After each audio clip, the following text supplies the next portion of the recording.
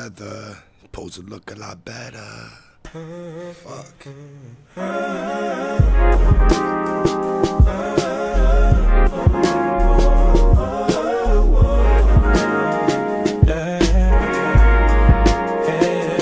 Let me sit you down, tell you a story about me. Give me a second while I was twisting up my tree.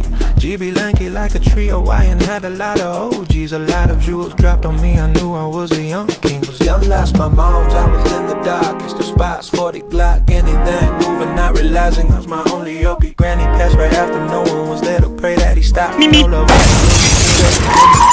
Stop the cap. Good morning, Vietnam! You still can rise to the top, making sure they respect you and not just what you got. Just stay grounded and God will never let you stop. Someone take this walk with me, with me, with me, with me, with me. Someone take this walk with me, with me, with me, with me. When you're free, life's a breeze. Sometimes you need to go out and see what you need to see. Someone take this walk with me, with me, with me, with me. Someone take this walk with me, with me, with me. Someone take this walk with me, with me, with me, with me. 2 years lockdown, Pop showed me we all that we got. No matter how that we are, you still can rise to the top. Making sure they respect you and not just what you got. Just stay grounded and God will never let you stop. Someone take this walk with me, with me. Someone take this walk with me, with me, with me. When you're free, life's a breeze. Sometimes you need to go out and see what you need to see. Someone take this walk with me, with me. Take this walk with me.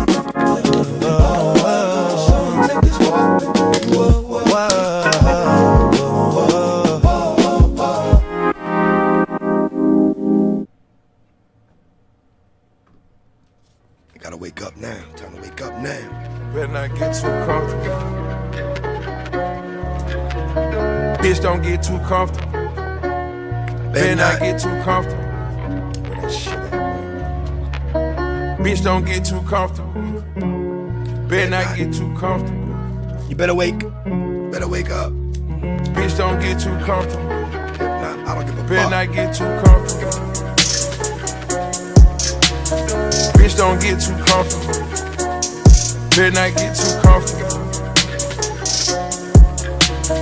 4, 5 hoes off a million, I'm gaining.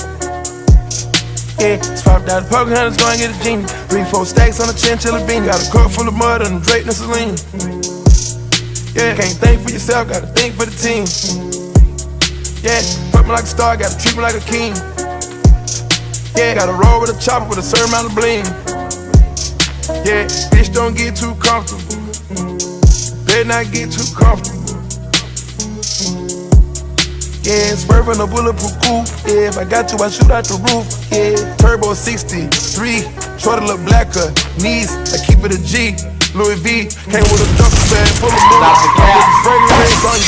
Got my attention. Lord, put on the Rolls Royce. Lord It's Jesus. hard to stay sober. Lord It's Jesus. hard to stay faithful. Lord When Jesus. showing you grateful and independent. Fuck all the danger. Spray out a stranger, you get too close. I say at 300, but the rain really falls. Talk to me, bitch, don't get too comfortable. Better not get too comfortable. Better not get too comfortable. Yeah, bitch, don't get too comfortable. Playing with a bunch of fucking Better buttons. not get too comfortable. I'm playing with a bunch of fucking buttons. 4, 5 hoes off a million, I'm gaining.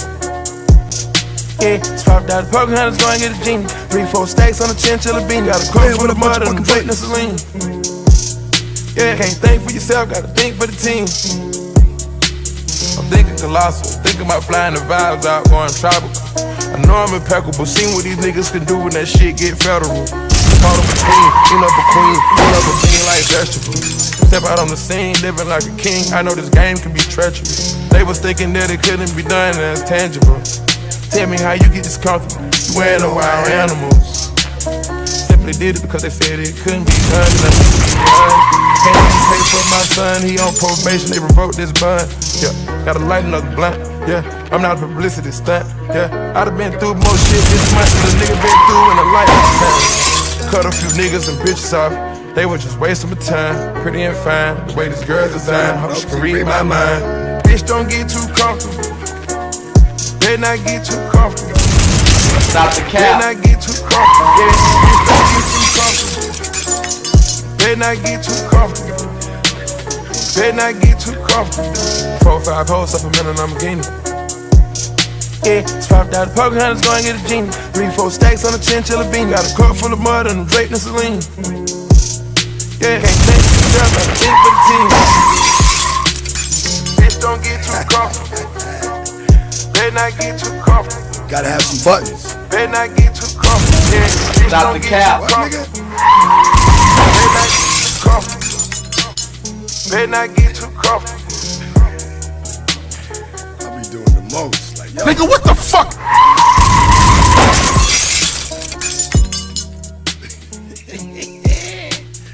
Me.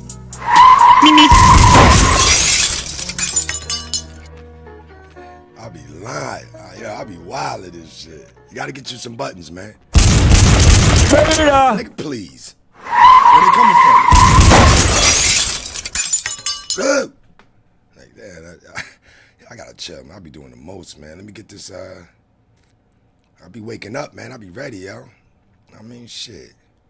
That workout put you down, man. It forces you to get sleep and take bitch ass naps. But it ain't a nap if you pass out. I mean, shit. Don't count if you pass out, man. Nope. Let's get ready for the weather, bitch.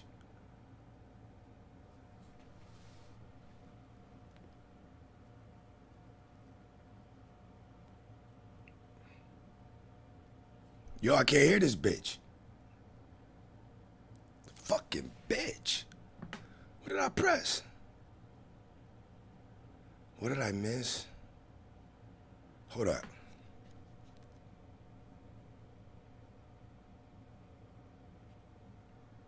Fuck. Yeah, I'm not muted. I done did some dumb shit. I did some stupid shit. Yo, at least y'all can hear me. I'm gonna try to entertain y'all until the motherfucking music come back on. I don't know what the fuck is going on. This some bullshit. Nigga, I just played this bitch ass shit. We gonna try this again, man. This some bitch ass shit. The fuck? I can't never win, man. Man, what did I fucking do? Man, fuck that shit, man. We just gonna play music and shit. Niggas always trying to fucking, motherfuckers always trying to fucking, nigga, I got uncopyrighted music, nigga. I'm good. Matter of fact. Nah. Doing the weather to this shit. My weather bitches ain't work. They ain't showing up for work on Friday. Fuck y'all. We were really outside. We were really outside. We were really. Fuck my weather We were bitches. really outside. All night long. We dance. All night long. We dance. All night long. All Bitch, night long. fire. All night long. We dance. The vibes are getting me high. The vibes are getting me high. I fired them bitches. The vibes are. The vibes are You ain't showing up at 6:55 in the morning while I'm yawning. My weather bitch is getting fired. I was touched by an angel in the club. I was touched by an angel in the club. Here we go.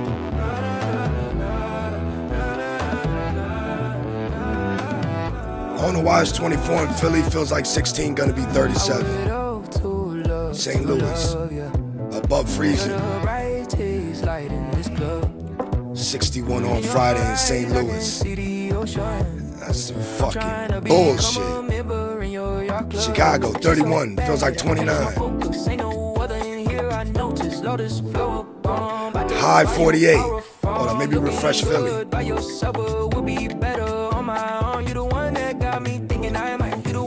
Got me thinking I might upgrade your life, make you my wife. As we gaze at the stars, we gon' remember the name.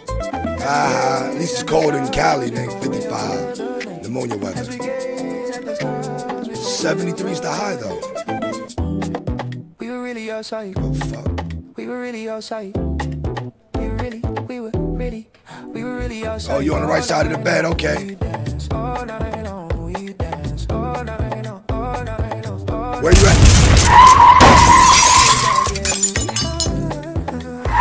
Stop the cap. They wake up on the right side of Stop the the cap. Stop fucking playing, man. Oh, Kansas City. KC. I was touched by an angel in the club. I was touched by an angel in the club. How they get good weather out there? 66.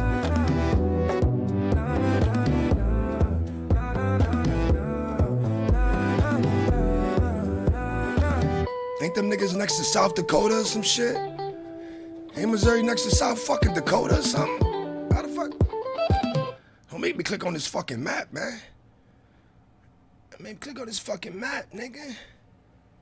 No, I gotta look at the map. I ain't gonna front. I might be off a little bit. Maybe I'm Oklahoma. Maybe I never put my memory quite on. Well, now St. Louis, yes. To the other side of Missouri, I never like downloaded that map. You know how Google download they shit. I never like downloaded that part. Like, all right, other side of Missouri. Hold up, Kansas City, but oh, Kansas. I'm dumb as a bitch. But I didn't think Kansas had Kansas. KCKC or KCMO. Ain't that a fucking difference, nigga? That sound like a health plan. Would you like KCKC or KCMO? Let me know. Music cut out. Let me take care of that for you motherfuckers, man. I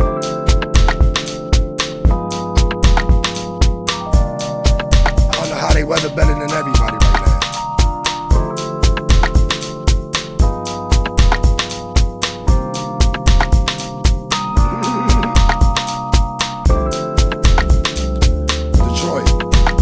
The music's loud, oh well. Detroit 18. Raleigh 29. Going up to 51. Why the fuck we ain't get it yet? Atlanta 40. Going to 63. Miami.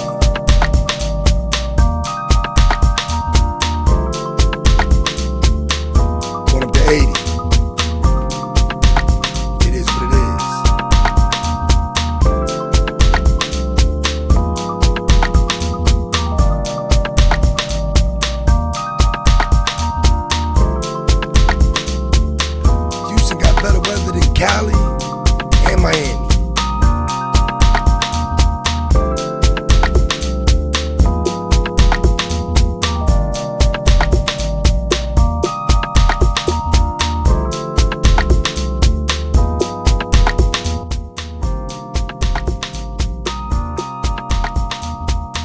70 in New Orleans for the day. Not bad. It's not fucking bad, man.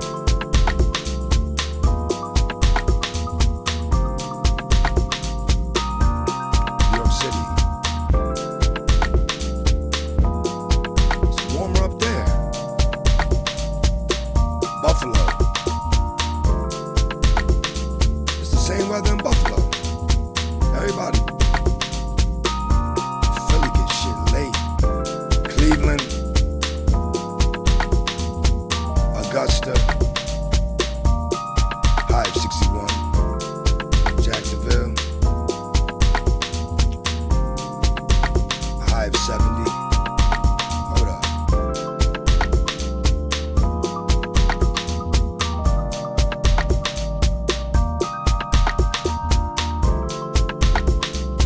Fayetteville, Arkansas. Hey, it's up there.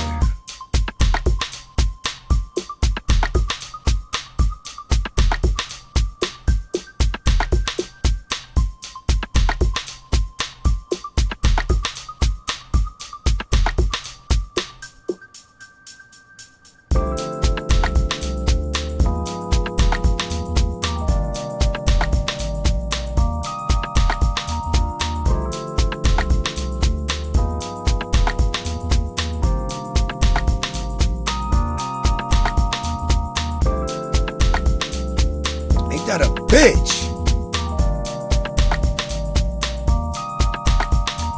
Ain't that a bitch?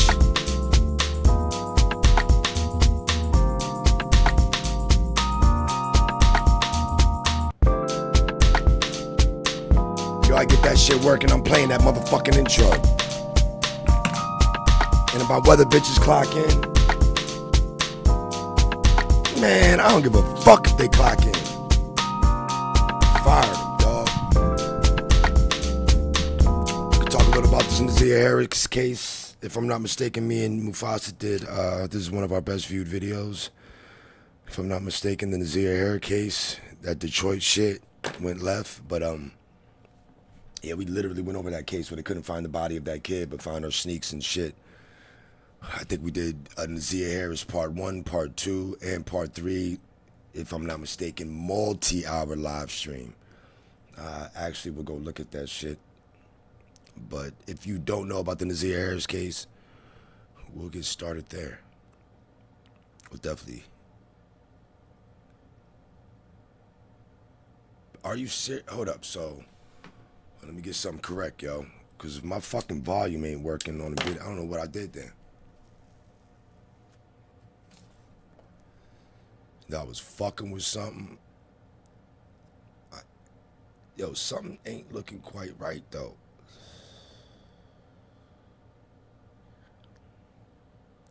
Man, it's always shit when in doubt, play some fucking beats. We're gonna wait right here for this bitch ass. Yeah, I'm gonna fucking take all night. Bring the drums in, Al. Let's go. Yeah. After the chain of events, where your chain went, gotta watch the ladies you laying with. Nigga been had flavor kid, but I ain't a lick. Taste the shit, this ain't no cake mix. They say this bed's a snake pit. Keep what you can't escape with. Can't be afraid to get bit. I stayed in the mix, it ain't in my nature to shape shift. The train is alligator skin. Huh? Check this out. I'm in the mind back. They trying to stab me in my back. You already know where my mind at. Drive-bys in the Pontiac, body snatch. For the same price it costs wifey to get a body snatch. Pistol whipping for shits and giggles. Knock the jib loose, leave you without a tooth to nibble. No food, only soup on the menu. My dude on the roof, he ain't bring a fiddle. The feds might have bugged the rental, we speaking riddles. Left your vehicle riddle. Your femur break easy as peanut brittle. We got away clean as a whistle. I walked off a whistle. Blow a kiss at your miss at the vigil. I'm a cruel individual. All my niggas sliders. My grandfather told me, you don't get as far as the motherfuckers you talk to for no reason. You'll be successful as the motherfuckers that you talk to for no reason. What I mean is, if you spending your day talking to a nigga that ain't got nothing going on, what the fuck kind of information could he offer you? Can he help you learn something? Can he teach you something in the conversation? Leave me the fuck alone, man. Y'all niggas. Maybe my little restart might work. Damn,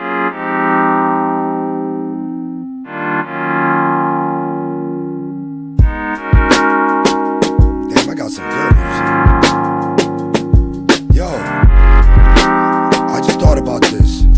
That shit you hearing right now is by Quincy, and then Foe mixed the shit and put lyrics on it. So that's different, yo. Just think about that, yo. I never thought about it. Yo, these niggas be just in the lab making shit, sending me shit, and then they do this type shit. You hear that shit? Yeah. Yo, that's different. That's different, yo. Let me sit you down, tell you a story about me. Give me a second while I was twisting up my tree. GB lanky like a tree, Hawaiian had a lot of OGs. A lot of jewels dropped on me, I knew I was a young king. Was young, lost my moms, I was in the dark. Just the spot. Oh! I hope you hear me. If you listen out there. Oh! I hope you hear me. If you listen out there. I hope you hear me. If you listen soon, what? Yo! It's crazy how we listen, but still don't care. Yo, as you were living life, when without a care. Thinking life a joke and the game wasn't fair. You realize there's no tough skin once it's spots to tear. Son, come here, pull up chair and lend me your ear. How to beauty earth and walk around with no fear. And keep fuck niggas far in the family near and dear. When you advancing up the ladder, you meet bosses on different tiers. And when you getting money and fly, you might end up on a ladder. Too good with a bad tuber, smoking the coupe on my wrist, a Santa Cartier. Go post up with Pop, piece and might I just throw a party there. Fred Astaire walking up the stairs, some shit face. She in front of me, I smack her ass as I reach out for her waist. Dear man, it's seg, man, you gotta love the taste. From the balcony, she blows while I'm blowing, man, you gotta love her face like amazing grace. I hope you hear me if you listen someone. I hope you hear me. Yo, man, salute the fucking foe, man. I gotta get that whole song. Gotta get that whole fucking song, yo. I gotta go, man. I gotta get that whole song. Dang, that nigga be making that fucking crack, boy. Oh, you hear me? Matter of fact, I gotta get my shit up real quick. So, I guess that's a pause as well.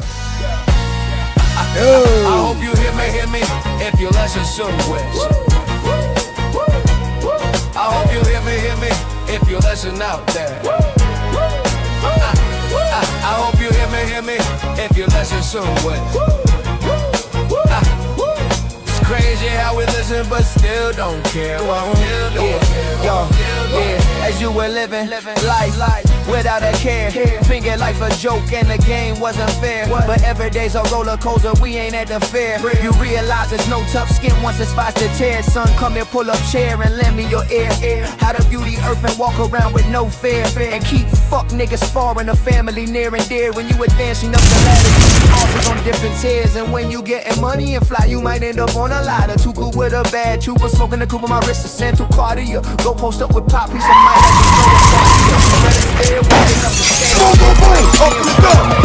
as I reach out for a waist. Dear man, it's seg, man, you gotta love the taste. From the balcony, she blows while I'm blowing, man, you gotta love her face like amazing grace. I hope you hear me if you listen someone. I hope you hear me. Yes. Remember for 2 months, the boy Chris. Give me the loot! Bow. Me. It's good looking out, man. Gotta love it. And like I was explaining this in the Naziah Harris case, I got a few more videos on this, but me and Mufasa, I need to bring that shit up. Me and Mufasa did this was one of our, if not our biggest video. We did a part 1, part 2, part 3. Damn, that shit. That might have been last year around this time. And I remember we literally went over the women speaking on the court. I mean, I think it was, man, this nigga had like 4 or 5 baby moms. We went over everybody on the stand, the girlfriend, one wife, the ex-wife. Yo, we went over mad shit when we covered this, yo. Me and Mufasa covered the fuck out this. Yo, we need to do that more. You know what I mean? He had something happen over the past week. Nothing crazy, but yeah, it slowed him down from us doing what we needed to do on Sunday. But we'll have something this Sunday for y'all. Definitely have something this Sunday. Or even maybe, someday this week. Weekend. But yeah, let's go. If y'all don't know. Good afternoon, and thanks for joining us. I'm Rochelle Graham. We begin with breaking news. The man accused of killing 13-year-old Naziah Harris has pleaded guilty. Jarvis Butts pleaded guilty to her murder, as well as 5 separate sexual assault cases of 4 different minors. Naziah was last seen getting off her school bus in Detroit back in January 2024. Our Jack Springate joins us live outside 3rd Circuit Court in Detroit with more on his guilty plea. Jack. Well, Rochelle, one of Jarvis Butts' conditions for pleading guilty to the murder of Naziah Harris is a truthful statement regarding her body, which has still not been found. Now, investigators did find the shoes and clothes she was last said to have been wearing as they conducted a search of the Rouge River near 7 Mile in Berg. That was shortly after she went missing, and they still have never found Naziah. Along with admitting to exactly what happened to her body, Butts agreed to a sentence between 35 and than 60 years in prison for the charge of second-degree murder. He'll serve that at the same time as the other 5 cases he pled guilty to, which all come with a sentencing range of 10 to 15 years, according to court documents from Thursday morning. Now, when I called one of Naziah's biggest advocates, her adult cousin Roxy, and told her the news, she said I was the first to let her know and how shocking this was for her to hear. This is what she told me learning what really happened to Naziah would mean to her. It's almost hard to grasp for air to realize that it's actually happening, because with it being so long in a 2-year stretch, it seemed like it was never going to happen. It's a rush of so many feelings right now, but it's unimaginable because we never thought that it would happen. Yo, it's Friday the 13th, too. I just thought about that. Lord Jesus. Now, that's March 12th at noon, right back here at the 3rd Circuit Courthouse, where we'll be waiting for answers to what exactly. I'm about to refresh. I'm about to go to a page that I know, Black Girl Unlost. I'm not sure if you've been there, but Good afternoon, and I'm going to definitely give credit to this content creator, Black Girl Unlost. She was up on this case yesterday. I'm pretty sure she won't mind. He came up to see me at the hospital. I think this is important. Because just for me to give y'all that clip, I don't think y'all understand that case. Me and Mufasa went over literally. I know I didn't archive that video. We literally went over. Yo, everyone that got on the stand, the girlfriend, the baby mom, the ex-wife, a wife. This nigga had about 10 bitches. But he around motherfuckers' kids, he on the low, he doing a bunch of shit. But this should help y'all out. Just a little bit, it's only 8 minutes. Ask me some questions about my daughter. It's her father. Have I seen her? And I haven't seen my daughter. Naziah's father, Mervyn Jennings, had been in the hospital for weeks recovering from a stroke and other health issues when he learned of Naziah's disappearance from school investigators. We know Naziah went to school that day. She rode the bus home to her usual stop at Cornwall and 3 Mile. They have, footage of her getting on the school bus, and the bus driver did say that she did get off at her regular stop. Hit that like button. And she was supposed to have been coming home like she normally do. But one of her biggest advocates says closure will only come once she knows what truly happened to her body. I don't think the full relief will get there until we actually have her. Investigators found the clothes and shoes Naziah was last seen wearing during a River Rouge search near 7 Mile in Berg shortly after she went missing back in January of 2024. However, they have still yet to find her body. I'm happy that he is finally willing to able to tell where she is. I'm also very happy that the rest of the victims that he has victimized are also getting justice. This was a sick-ass case, yo.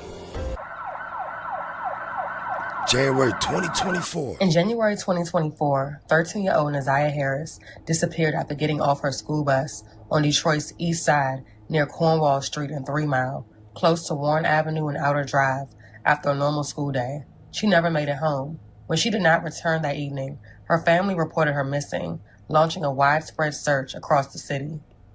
Investigators canvassed neighborhoods. Volunteers distributed flyers, and attention soon focused on the Rouge River near 7 Mile in Berg, where clothing believed to belong to her, an inside-out pink jumpsuit, a black jacket, and a red and black shoe, was discovered. Appearing fresh and possibly damaged in a way that suggested a struggle. Weeks later, her school identification card was found near a bus stop at 7 Mile in Evergreen by a woman who recognized her name from news reports and contacted police. As detectives reviewed phone records and digital evidence, they centered their investigation on 41-year-old Jarvis Butts, a man who had been in a relationship with her aunt and therefore had access to the family. Prosecutors alleged he had been communicating with her inappropriately since 2022 and that she was pregnant at the time she disappeared, citing online searches about pregnancy and abortion-related topics conducted around the time she went missing. Authorities stated that on the day of her disappearance, she met up with Butts and traveled to Ypsilanti before returning to Detroit, where he checked into a motel, and that the following day, he was tracked to the Rouge River area, where her clothing was later found. They also alleged a broader pattern of behavior involving other minors, noting a prior sexual offense conviction from 2005 and charging him in 6 total cases as a habitual offender.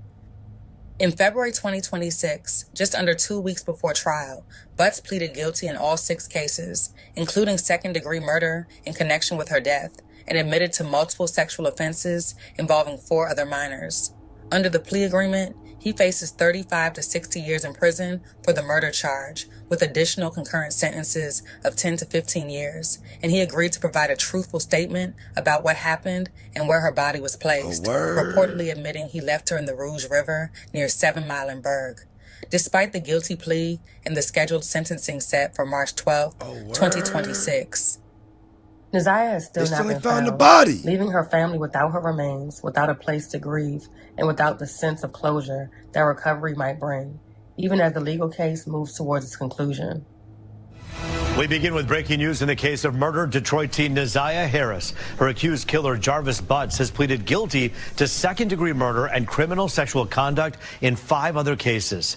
Good evening, everybody. I'm Rupraj. Butts' guilty plea comes just days before his trial was set to start. Let's get live to Fox News' Ingrid Kelly. She's in Detroit with more on his sentencing agreement. Ingrid.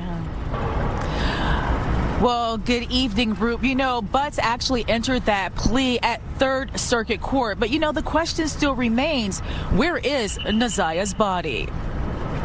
This is the culmination of perhaps a proper decision on his part. Jarvis Butts, the man charged in connection to the death and sexual assault of 13-year-old Naziah Harris, pleaded guilty to murder and a number of sexual assault counts during a pretrial hearing. Here's legal expert attorney Todd Perkins, who is not affiliated with this case. Wayne County Prosecutor's Office is the Office of Community Prosecution. They wrap their arms around families before they would make an offer in this type of case, and I'm sure they did that in this case. It's alleged Butts developed a relationship with the teen. Last year, Butts was bound over for trial in connection to Naziah's disappearance.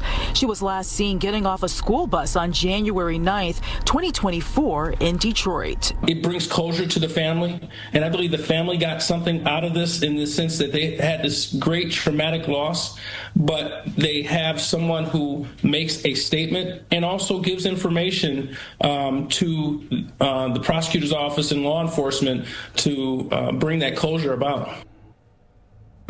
Yeah. Back out here live, you know, Attorney Perkins, he actually spoke to us earlier today at Fox 2 Detroit Live. Now, back to Butts. He is set to be sentenced next month, and it's expected that he will spend decades in prison. Well, Jarvis Butts' guilty plea in the murder of Naziah Harris comes with a condition that will likely answer one of the biggest questions in this case, an honest admission about what happened to her body that was never found. Jarvis Butts agreed to a sentence between 35 and 60 years in prison for the second-degree murder charge in the Naziah Harris case, but one of her biggest advocates says closure will only come once she knows what truly happened to her body. Crazy. I don't think the full relief will get there until we actually have her. Investigators found the clothes and shoes Naziah was last seen wearing during a River Rouge search near 7 Mile in Berg shortly after she went missing back in January of 2024. However, they have still yet to find her body. I'm happy that he is finally willing to able to tell where she is. I'm also very happy that the rest of the victims that he has victimized are also getting justice. Butts pled guilty to sex crimes against 4 other minors, all younger than 13 when they happened, one as young as 4 and one his own daughter. He agreed to serve 10 to 15 years for each of those charges, all at the same time he serves the sentence for what he did to Naziah. We all want her to be found, not only myself, but as a community. We just wanted her to be found, and today we're closer to that. And Butts' sentencing is scheduled a month away, March 12th at noon, right back here at the 3rd Circuit Courthouse, where we'll be waiting for an answer to what exactly happened to Naziah Harris's body.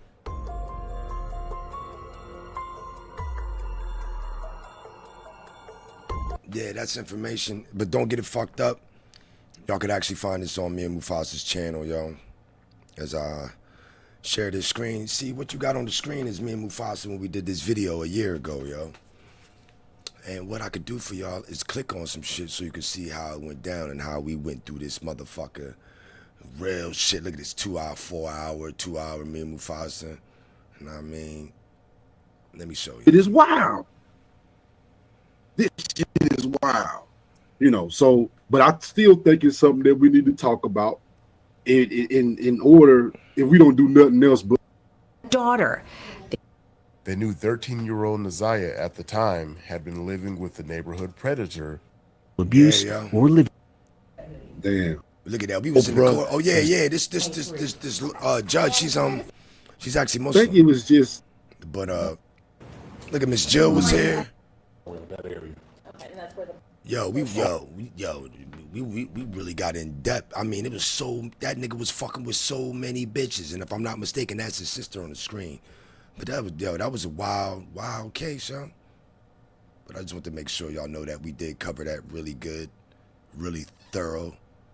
But I'm gonna continue. Give me 1 second. Get up the playlist, and we're back at it.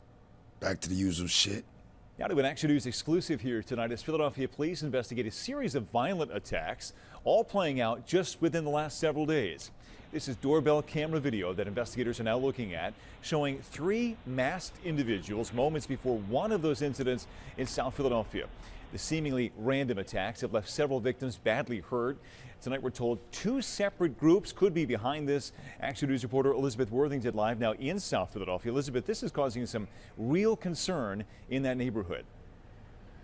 Yeah, it really is, Brian. And neighbors say one of those incidents happened right here at this bus stop at 12th and Carpenter. And police sources, like you said, they tell us there are 2 separate patterns appear to be going on with these recent muggings. So they believe there are 2 separate groups targeting this neighborhood. A neighbor's surveillance video captured a trio of masked men in dark clothing walking down Carpenter Street before midnight on February 2nd, just a few minutes before Stefan Sandoval's co-worker was attacked. He'd just finished a shift at a restaurant in the Italian market. He was just going home. He was waiting for the bus. He was on 12th and Carpenter. And then he said 3 guys just came up to him and then they just beat him up. Sandoval says all the thieves got out of it was the $5 the victim had on him. That's what they was on. Now he says his coworker is afraid to leave the house. He's at bed rest. He might need stitches on his nose. Philadelphia police say there's been a string of muggings in the area, at least 5 in recent weeks. Police confirm this surveillance video is part of their investigation. According to police sources, the robberies are believed to be tied to 2 separate groups. One that's targeting mainly e-bikes and another that's stealing wallets. Neighbors say another incident occurred on Tuesday in this park on the corner of 10th and Carpenter Streets. Whatever's happening, I don't think it's going to be something that lasts too long because the word is spreading fast. At the end of the day, I mean, if you're going to continue to do this, somebody's going to fight back. And you don't know who. Haley Taylor Simon says on the night of the February 2nd attack, she reported suspicious activity to police about 3 masked men just minutes earlier. This is South Philly, but we're all a family here, so we all know, who has the ring cameras, and this whole street, we have the cameras, and we know who you are. Know what I mean? Look at she repping that South Philly Residents here shit. say they are not taking this lying down. They are now working to set up a meeting with the police that serve this district to discuss this ongoing issue. We're live in South Philadelphia tonight. Elizabeth Worthington, Channel 6. Action South News. Philly. Brian. Yeah, the neighborhood fighting back. Elizabeth, thank you. Investigators believe a swipe on Tinder led to the murder of a man in Illinois. Now a Milwaukee woman is charged. Bill Miston in the newsroom tonight shows us how police connected the dots. Bill? I didn't even know I got good this, evening, John. guys. The DuPage County State's Attorney's Office charged 19-year-old A. Crystal Woods with first-degree murder. She was arrested last week here in Milwaukee, just 1 day after she's accused of being involved in the killing of a man 80 miles due south. This chick bugging. Last Wednesday evening, Oak Brook Terrace, Illinois police were called to a parking lot near I-88. 28-year-old Obaidullah Sharif was found slumped over in a driver's seat, shot in the head. A warrant says a witness saw the car speed out of the garage, jump a curb, and hit other parked cars. Sharif was pronounced dead at a local hospital. In the car, police found a receipt for a nearby hotel with the name of a Milwaukee woman. At the hotel, cops spoke with a witness who said the day before, Sharif said he was nervous about meeting up with 2 women he met on the dating app Tinder. The next day, court filings say when Sharif checked out, a witness told investigators a woman, later identified as Woods, accused Sharif. He fell for the black and knees baddie. See, y'all niggas, well, I mean, I guess that's just a lot of y'all meeting y'all wives and everything else on Facebook dating or whatever. But you also gonna meet your fucking death. I mean, with these random motherfuckers and niggas talking about they nervous about 2 chicks. And then this chick, I guess that is her real hair. She just a murder mommy. Yeah, that's all, man. She probably a murder mommy. Of taking $200 from her. That started. Court filings say when Sharif checked out, a witness told investigators a woman, later identified as Woods, accused Sharif of taking $200 from her. That started an argument. Woods, another woman, and Sharif were asked to leave the property. Investigators went through surveillance video, social media, and license plate readers. Filings say after checking out, Sharif's car and a second car with the 2 women in it entered a parking garage about 1.5 miles away. Police connected that car and the 2 women to this apartment complex on the city of Milwaukee's northwest side near 73rd and Dean. Last Thursday, Milwaukee and Oak Brook Terrace police executed several warrants at the complex where Woods and a man were taken into custody after a traffic stop in that suspect vehicle. Word. Marie, what up? Miss Jill, what up? Now, at this point, Woods is the only person charged in the case. I've reached out to the state's attorney there in DuPage County and have not yet heard back if other people are going to be charged. Woods is scheduled to appear before a Milwaukee County Court Commissioner on an extradition warrant. Ted. Some breaking news that's just come. Yeah, that's different. Yeah, that's different. Nigga, $200 he shot, them 2 bitches going down. I know they're like, damn, bitch, you know, I'm gonna catch that body too, cause of your dumb ass. Everybody fucked up, man. Into our newsroom, and we want to begin with that. Back in Atlanta. 5's managing editor Cal Calloway is standing by at our assignment desk, which is where we have been monitoring a live feed coming from a courtroom in Fulton County where a man was just convicted of murder. Cal, what do we know? Good afternoon, Tyler. The valet murder. The verdict came in the jury only deliberated for just a few hours. This is a murder case that's been going on this week. The defendant's name is Randy King. Mr. King was charged and now been convicted of the 2023 murder of a valet in Buckhead. This is a story that we have covered a number of times. In fact, Tyler, you've been the lead reporter on several of those reports, speaking to the victim's mother about the case. It did not take the jury that long to return the conviction. This case is active right now. At 1:30 this afternoon, the courtroom will reassemble for the sentencing phase of that case. And I know you've been in contact with the victim's mother, talking about her reaction to that verdict. The story stands out because a lot of the stories we did about the victim and his connection with Kennesaw State University there. So you can probably fill us in a little bit about the background there. Yeah, we have a shot right now on the side of your screen. I can see Autumn Olvey right there. That's the victim's mother. Harrison Olvey is the victim in this case. And basically, he was out on working on Labor Day weekend. He was at his job in Buckhead, the Lindbergh area, and this happened. I was texting back and forth with Autumn Olvey just within the last little bit, the victim's mom, and she was obviously grateful that there is now justice in this case. She has been pushing for this thing to go to trial. She was worried that this wouldn't have happened this week and they were going to have to delay the trial once again. But I know she is clearly very happy that there is a verdict now and that the person who the prosecutors and investigators have said murdered her son is now guilty on all charges he faced, including murder. We do know, obviously, Cal, that in just about a half hour he is going to be learning his fate on how long the sentence is going to be. The sentencing phase of the trial gets underway at 1:30. Police are looking for the person who... Yeah, if y'all not familiar, that Randy King sentenced to life for the 2023 Buckhead valet driving. Randy King was found guilty on all counts, shooting death of Harrison Olvey. Prosecutor said Olvey was shot while trying to stop a car break-in outside a Buckhead nightclub. Matter of fact, let me put this on the screen for y'all, man. Give me a second. And boom, shit should be on the screen for y'all nut asses. Yeah, there you go. Damn, how they got my motherfucking steamer Yo, I was just on my channel talking about my motherfucking Chief Steamer, and here they is trying to sell me another one. God damn, yo, that shit wild, man. Let me go to this shit though, man. They trying to say, man, they don't even got the one I got up here. My shit costs $24.99. But all these Chief Steamers, since I want to say sponsored, because Kev is from New Jersey, Jersey City. I can send my shit off today. It'll get to him today. He'll have that shit back to me fixed tomorrow. But every one of y'all got to ship to Jersey. But the Chief Steamer, salute to Kevin at Chief Steamer. Nice little quick plug.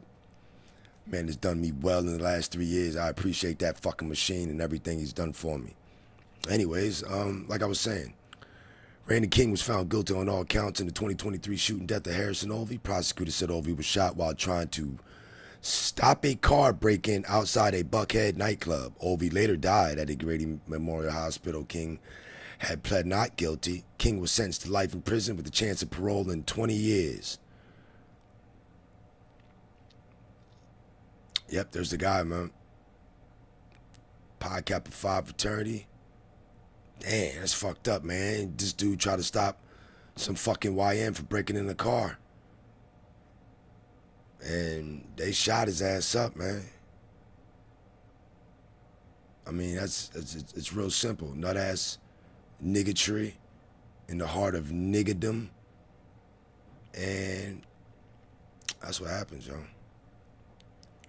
Have to move on with this, get that out the way.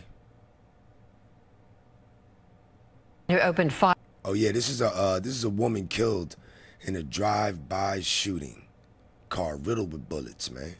On an SUV, killing a mother of 4 and injuring her passenger. Yeah, more than 3 dozen rounds were sprayed Dallas into area. the SUV. Fox 4's Peyton Yeager spoke to the woman's family and joined us live tonight with the update. 4 and injuring her passenger. Yeah, more than 3 dozen rounds were sprayed into the SUV. Yeah. Fox 4's Peyton Yeager spoke to the woman's family and joined us live. Oh, Peyton Yeager.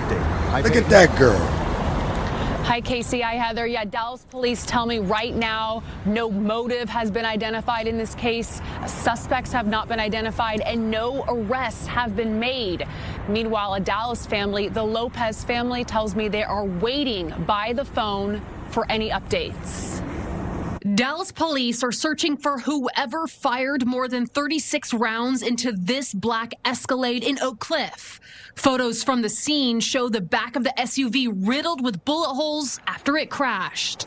The driver, 24-year-old wife and mother of 4, Kaylee Lopez, was killed. When you open that door, you hear that loud laugh. I'm never getting it back, you know.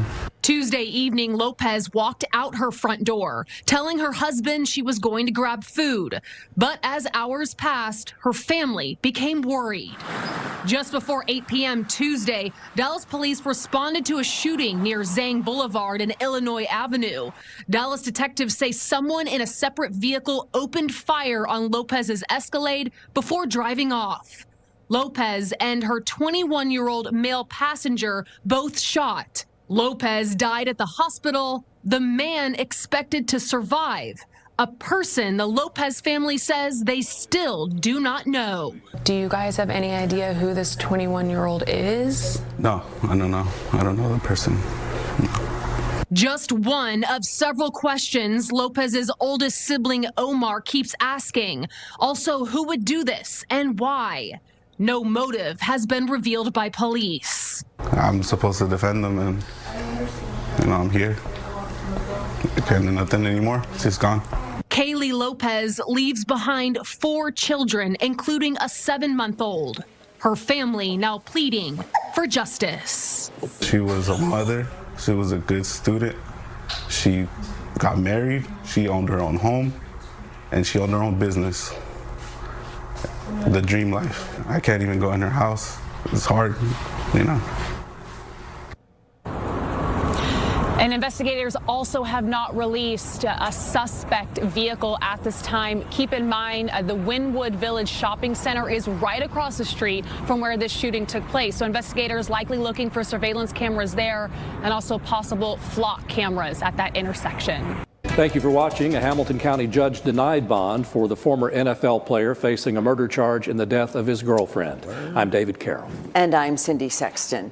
This is Darren Lee, you're about to see, walking into court for the first time since deputies charged him with the murder of Gabriella Perpetuo. Yeah, man. Local 3's Madison Sims has been following the case since his arrest last week. She has new details from the detective. Cindy, we want to warn viewers that some of the details might be hard to hear. The Hamilton County Sheriff's Detective Brian Lockhart says Gabriella Perpetuo was found with a broken neck, a severe brain injury, stab wounds, and bite marks on her body. What the fuck? The microwave was shattered. There was glass everywhere. There was alcoholic bottles everywhere in the house. When you go upstairs, it was just they were moving in, but it was just in disarray. The chaotic scene inside an Ottawa home was painted in detail for a Hamilton County judge Wednesday morning, as former NFL player Darren Lee made his first court appearance since his arrest. Prosecutors called Detective Brian Lockhart to the stand, asking him to describe the crime scene. Mr. Lee was inside the residence. They asked him to step outside. They noticed blood on several walls. Investigators say Lee claimed Gabriella Perpetuo slipped and fell in the shower while he was sleeping inside their Ottawa home. But Detective Lockhart said the scene told a different story. There was blood going up the staircase on the hand railing. There was blood on the walls. There was blood on the floor in the living room. There was blood in the floor in the hallway upstairs. There was blood in just about every room except for, I believe, one room we didn't find any blood in. Deputies also noticed cleaning products out of place. Open, there was Clorox wipes out of the package. Notice ex-NFL nigga on the floor.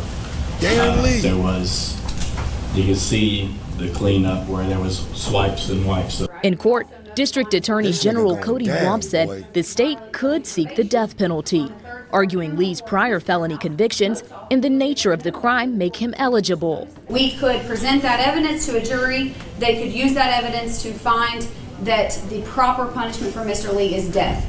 Lee was convicted in Florida of aggravated assault with a deadly weapon in 2023. And he took a plea in Ohio in a domestic assault case in 2024. By the end of the hearing, the judge made it clear Lee will not be going anywhere. The proof is evident and the presumption is great. So Mr. Lee will remain on a no bond. Lee will remain at the Hamilton County Jail, and his preliminary hearing will be March 9th. We had the opportunity to speak exclusively with the family of Gabriella Perpetuo.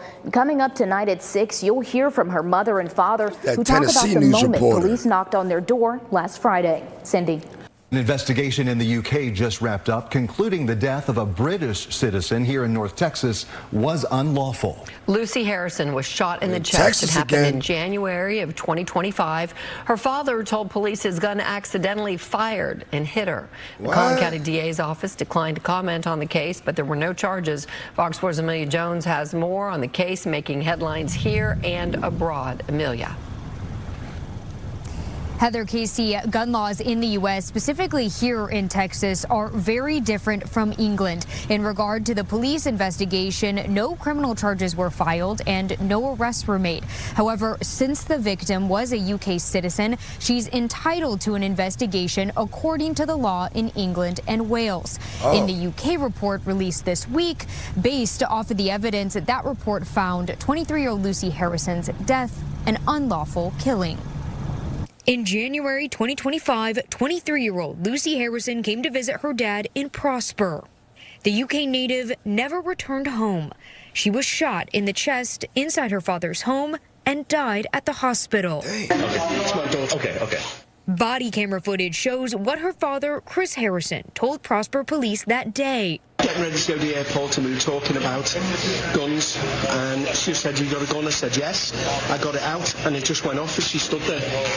Like, as I pulled it out, it went off. The Prosper Police Department told Fox 4 after it completed its investigation, it sent it to the Collin County District Attorney's Office for further review. A grand jury issued a no bill on the case. No arrests were made and no charges were filed. But overseas, a coroner's office was also conducting an inquest, a sort of fact-finding process, into the death of Lucy Harrison since she was a citizen of the UK. The report released Wednesday raised concerns about his alcohol use that day and said he took no steps to even familiarize himself with the weapon to enable him to check it was safe. The coroner concluded her death was a tragic accident, but also unlawful. They specifically say that they are applying the laws of England. And so, you know, it's kind of like if this event were to happen there, then the outcome may be different. Russell Wilson is a former Dallas County prosecutor. He notes accidental deaths are prosecuted on a case-by-case basis, and not all result in criminal charges. Regardless, the person responsible has to live with the consequences of their actions, whether they're labeled criminal or civil or, you know, or nothing at all. Texan laws on guns are so different to England. Lucy Harrison's mother addressed the press after the coroner's inquest was released. It results in too many deaths in the USA. Furthermore, it is mine and Sam's strongly held view that the US investigation led by the Prosper Police Department lacked the rigour and scrutiny you'd expect if this had happened in the UK. Lucy deserved better.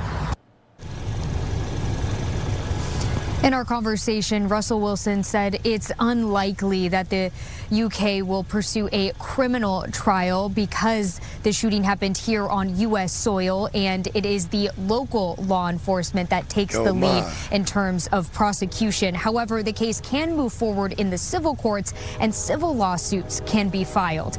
We did reach out to Chris Harrison for any comment or statement, but we have not heard back. A man was killed. Yo, Ma. I didn't hear about that, but I'm not shocked. Yo, Ma, I think I got something about it was in their fucking shoes. And I think this happened a little second ago, but the mom just admitted yesterday that she knew they had dope in the shoes. So I'm just looking through some shit, but I'm gonna click on that. I'm not sure if that's what you're talking about, Ma, but it sounds fucking interesting, so I'm about to one of the females caught smuggling drugs from Jamaica to UK says the mother knew about the shoe. This is the JBN network, which I know is a Jamaican network. One of the females caught, her mom posted the story. They get sentenced next month. This is about 9 minutes. Most sentenced to 23 years. Maybe we'll hear something about it right here, but I'm gonna put up on the screen real quick, yo. And I think there it is. Let's play this shit real quick.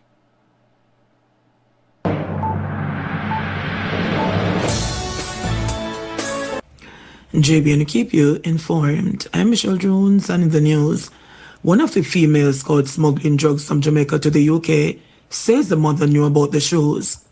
Please remember to subscribe, like, share, leave us a comment, and click the notification bell to receive our daily news. Embarrassed and traumatized even, but anyways. So I'm going to be explaining to you guys the last 16 months for me and the whole situation and just set things straight. She locked up? As there's always 3 sides to every story. Firstly, I want to start off with my association to Uriah. Uriah was never my boyfriend. When we first met, he introduced himself as Tony to me, and we was just on and off speaking for 2 years. It was nothing serious. We was not in a relationship. So fast forward to August 2024, me and Uriah start speaking again, and he tells me that he's going on holiday to Jamaica and he wants me to come. So obviously when he's asked me, I said no, like, I wasn't really interested in going. So we're still speaking, everything's fine. And then he ends up coming to Jamaica as he said he would. And he asked me again. And I said to him, I'm not gonna lie, I don't really feel comfortable flying to Jamaica by myself. You're already there and you expect me to solo travel there by myself. Then that's when he said to me, oh, it's not deep to solo travel. I would say come with a friend. I'm going to be very open and frank about the situation. From the start, my mum did not want me to go. And this is literally a lesson to young girls, because when this happened, I was 21. Listen to your mum. Like, listen to your mum. I'm in this situation from not listening to my mum and from being naive and not thinking, like... So I'm going to start off with Taraya. Me and Taraya have been friends for 8 years. We've known each other for a long time. We used to live on the same street, like, and our parents both knew each other. So around September, me and Taraya are speaking on the phone, and she's telling me about her holiday in Jamaica because she had just came back from Jamaica, and just telling me how much of a great time she had with her family and everything. So as she's telling me this, I'm like to her, oh, do you know what's so mad? Like, the guy I'm speaking to wants to fly me out. Like, he wants to fly me out to Jamaica, but I don't know, like, I don't know if I'm gonna go. Then that's when she was like, oh, if you end up going, let me know, because I'll come with you, and yeah, it'll be good, blah, blah, blah. So after she's told me that she wants to come with me, she's asked her mum. Her mum's been completely fine with it. Her mum paid for a ticket, and her mum was constantly reassuring us and saying that, yeah, we'll have a good time, and how we're young and we need to live life and whatever. So my mum still wasn't okay with the situation. So she's then called Taraya's mum and asked Taraya's mum about the situation, and Taraya's mum's told her, oh yeah, they're going to Jamaica and they're going to be staying with my family. They're going to be fine. Just reassuring my mum and letting my mum know that, like, they're going to be okay. However, the reassurance from Taraya's mum was a lie to my mum. And obviously, at the end of the day, it should have been me who was the one to tell my mum the full details of the trip. But I knew she wasn't going to agree to it. That's why I didn't tell her. But I never got Taraya's mom to lie. She just lied on her own, and yeah. So fast forward, October 13th, 2024, me and Taraya arrive in Jamaica, and Tony and LeJohn pick us up from the airport, and we make our way to St. Mary's because that's where we were staying, in an Airbnb. So during the week, me and Taraya had a good holiday. Like, he paid for everything. We was taken out. We really enjoyed ourselves. Like, I'm not going to sit here and act like it wasn't a good holiday. It was. The night before me and Taraya are supposed to fly out, Tony's come to me and asked me if I've spoken to Taraya. And I've been like, spoken to Taraya about what? And he was like, he asked her if we could take some shoes back for his cousin LeJohn. So I said, no, I haven't spoken to her, but I'll speak to her. Then when I spoken to Taraya, Taraya's now told me that, yeah, he asked her and he said it would be like 2 pairs of shoes. And I've been like, okay, didn't really think anything of it until the next morning. So yeah, he's asked us to bring the shoes, and we've asked him, like, who are these shoes for? And then that's when he came to us and said, like, yeah, his cousin is basically embarrassed to ask, but it's for his brother who's recently just moved to England, and obviously he doesn't have money like that, so he can't just ship them, and shipping's expensive. And basically just, we felt and bad. Y'all like, dumb. The way he came up to us, we just felt bad about the situation. And after him paying for everything for us on the holiday and us having a good time, we felt like that was the least we could do. Like, we just felt bad. Before me and Taraya packed anything in our suitcases, Taraya called her mom and told her mum about the situation. She asked her mum, and her mum was completely fine with it. She just told us, oh, make sure you check the shoes. And we checked the shoes while we're on the phone to wash. We was even on FaceTime to wash, showing her the shoes, and she was completely fine with it. So obviously Tony and Teraya must have agreed on Tony's friend picking up the shoes from Teraya's house. So during all this, I'm very hesitant about like taking the shoes, but it's not because I think that there's something in the shoes or there could be something in the shoes. It's because I didn't want my suitcase being overweight. And I had more shoes in my suitcase than Teraya due to the fact that I had more luggage space. Teraya only had one suitcase. I had 2 suitcases. The shoes look completely normal. Like, from looking at the shoes, you wouldn't have been able to tell that there was anything in the shoes. And it was mostly sliders. So obviously when I checked the shoes, you're not going to think that there's something in sliders. Like, they look completely normal. There's nothing wrong with the stitching. The shoes were just fine. So Tony and his cousin LeJohn drop us off at the airport. We say our goodbyes to them, and as we enter the airport, before we made it through check-in, officers have asked us to hand our passports and asked to go through our suitcases. Yep. So they're going through our suitcases. They ask us about the shoes. They must have asked us why the shoes heavy. And gotcha. We didn't really think anything of it because it was mostly like designer sliders. So, and next thing you know, they've pricked the bottom of the slider and they found out there was, you know what, in the shoes.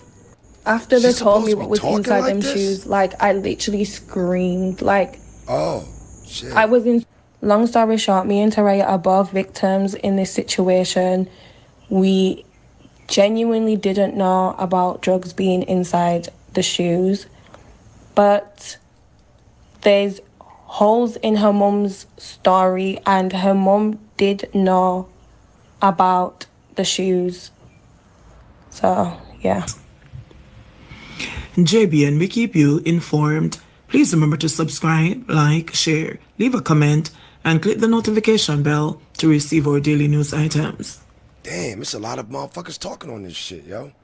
The 3 females arrested on cocaine in the shoes. My nigga Replicant Fish, he's been doing good over the years. Replicant Fish, sounds like a yardie when he's talking. Yeah, I see some more shit as far as the mom. One of the females, the British lady drug smuggling speakers. Daughter speaks out. I see a lot of the daughter shit. I can't find the mom shit, but why one of the girls get pregnant while on the what? Oh, word?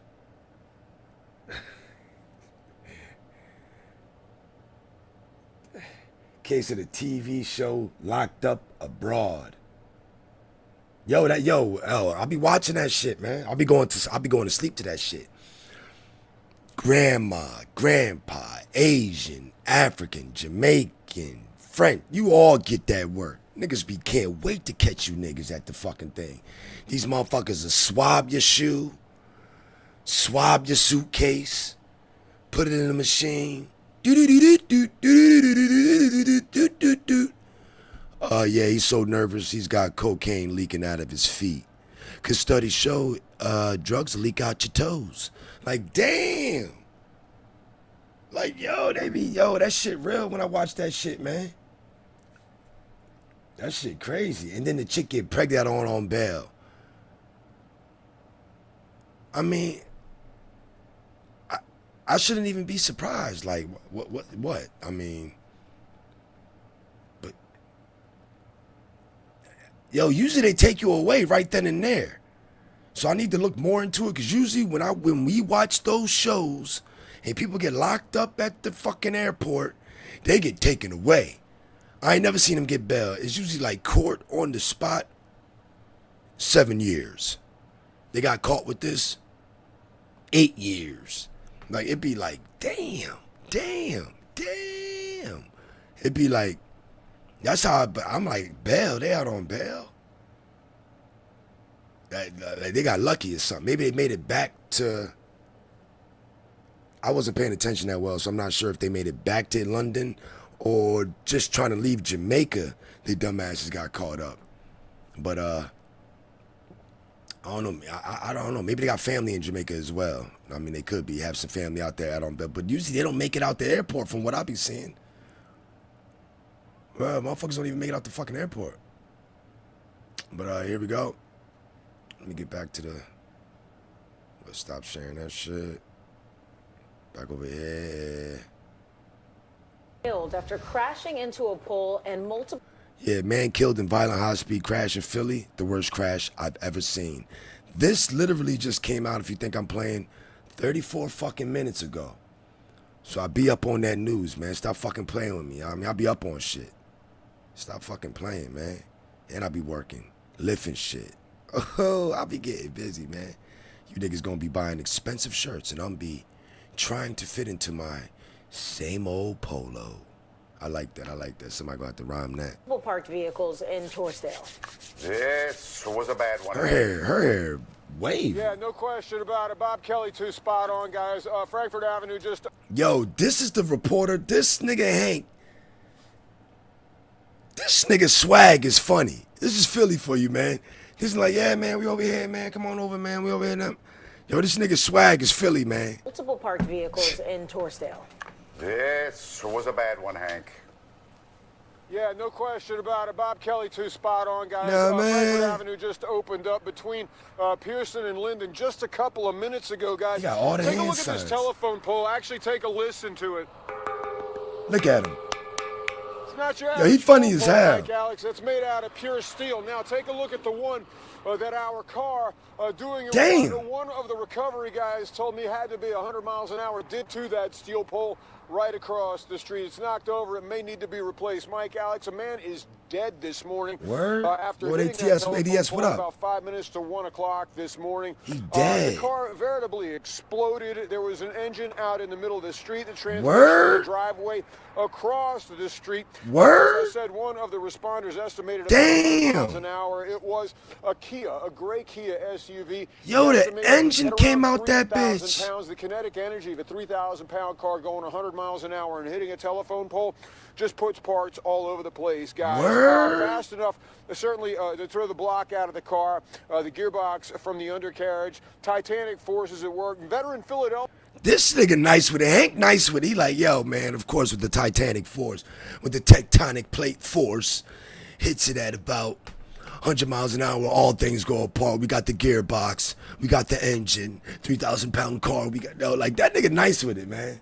Police cap. I gotta rewind it. I gotta rewind it. Guesstimated in He's like, yeah, we got it out here, man, at those type of speeds. Listen to this pole, guys. Man, the gearbox, the transmission, lots of parts going out. The guy's soul, things like that. Driveway across the street.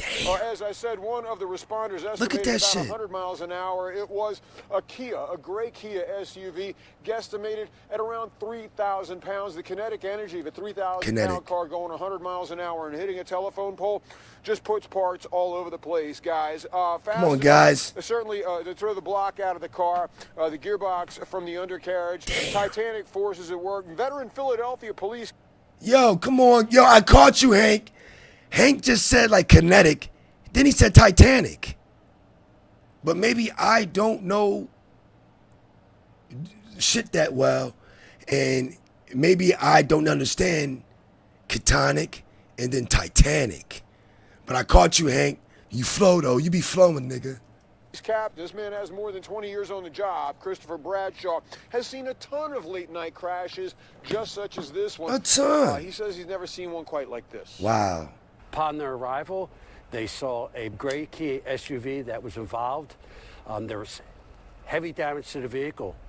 The driver of the vehicle was pronounced on scene by Philadelphia Fire Department paramedics. It appears he hit a steel pole behind me, as well as possibly a wooden pole, and two vehicles parked behind me. You can see by the impact behind me, there's an engine behind me. It appears to be transmission parts on the Damn, sidewalk. that shit So really the pops vehicle is out. going at extremely high rate of speed. In my 26 years, this is the worst crash that I've seen. Word. Word. Crazy. Mike Alex, driver of the SUV, as he just said, is the one and only fatality. No one else hurt, no one else here. He was pronounced on the scene. Police say he was a man likely in his 30s, possibly of Arabic or Indian descent. The body was removed about 2.5 hours ago. Has not been identified and won't be until family's been notified. 3 cars in all damaged. 2 simply parked for the night. And as you come back out to your shot, I think that dark-colored Nissan Maxima right there is one of the cars that remained. My sympathies go out to the person that comes out this morning possibly to go to work, only to find their Maxima has been hit by a car overnight. Their Maxima have been out here with brooms and blowers just to get all the debris out of the street, and they've been successful with it. Not an easy recovery, Mike Alex. Not at all. Talking about an engine block weighing several hundred pounds out here in the middle of the street, and a car that was literally split by the telephone pole almost into a third. The left front and rear door, the left quarter panel, and the left wheel all split. He breaking it by down. the telephone pole coming right up where the driver would have been. Word? Did not stand. Damn. And a chance, for sure. Yo, that's real shit. Quincy, what up, man? Yeah, I'm about to be over there in a minute, man. Shit better not be empty, yo. Niggas taking too many days off, man. The fuck is going on? But here we go. Oh, already went over that. Definitely already went over that. I don't know how that got. How did I get? Nah. Oh, that's the Naziah Harris. And we're going to the entire family destroyed. DC. Man kills mom of 3. Shoots girl. A chain of events unfolding across the district tonight. A woman is dead, one of her children is injured, and another was missing for several hours. Hello, everybody, and thanks for joining us for News 4 at 11. I'm Jim Hadley. It began in Glover Park on W Street, not far from 41st Street. Authorities tell us that's where the suspect shot and killed the woman. He also shot her 12-year-old daughter and took her 3-year-old son from the location. What? He then drove to Prince George's County and back to the district where he crashed in Southeast. Police say the suspect died from a self-inflicted gunshot wound. The 3-year-old was found safe in Prince George's County. We have team coverage of this incident for you tonight. News 4's Jackie Benson is live for us in Southeast, and Joseph Olmo is live in Northwest with the latest developments. Let's start with Joseph. Joseph, what have you learned since 6? Hey, Jim, good evening. You know, I'll just tell you this. When the chief of police in a city like Washington, D.C. comes out today and says that what happened is one of the most tragic things he's ever seen, that is when you know it is bad. 12-year-old. Let me take you to the scene here. Let me show you this. This is the first time since 5 this afternoon that there's no more police tape, there's no more police lights, but the weight of what happened here in Glover Park today is still very much heavy. Damn. This is one of the most tragic circumstances I've ever seen. I mean, an entire family is destroyed through the acts of an individual. We have a mother who's dead. Her children will never have their mother again. They have a father who's deceased as well. So this is just tragic all the way around. Yeah, Jeffrey Carroll there, the interim chief of D.C. Police, obviously upset to share the news. So here's what we can tell you. Shortly before 5 p.m. today, at an apartment complex in Glover Park, a man, police say, shot and killed the mother of his 3-year-old boy in what's being described as a domestic dispute. The mother of his 3-year-old boy. In the chaos of that shooting, so he ran up in the crib or whatever, bodied the man, kills woman, shoots her daughter, man. So damn, there's a lot of shit going on. 12-year-old. So he bodied the mom of his 3-year-old son. Girl is a daughter of this woman who was killed, but not the daughter of the suspect. Not his. This 12-year-old girl was shot in the arm. She thankfully is expected to survive. Now, after the shooting, police say this man took off with his 3-year-old son in a truck. An Amber Alert was issued. It turns out, police say he dropped the boy off with family in Prince George's County, miles away from Glover Park. Now, after he dropped off the boy, he was spotted by Prince George's County police officers who then started chasing him back into D.C. He eventually ends his life, police say.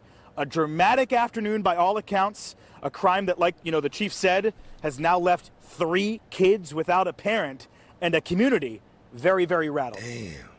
Damn. I'm really shocked. This is not Glover Park. I've lived in Glover Park for like 3 years, and it's usually like very family friendly. Like there's trick-or-treaters on Halloween, and this is definitely the first time this has happened. I don't even think I've seen police presence. This is the first time, you know, since I've lived here that anything of this scale or anything like this has ever happened. It's just how it is now. Pray. Pray. Pray for those kids.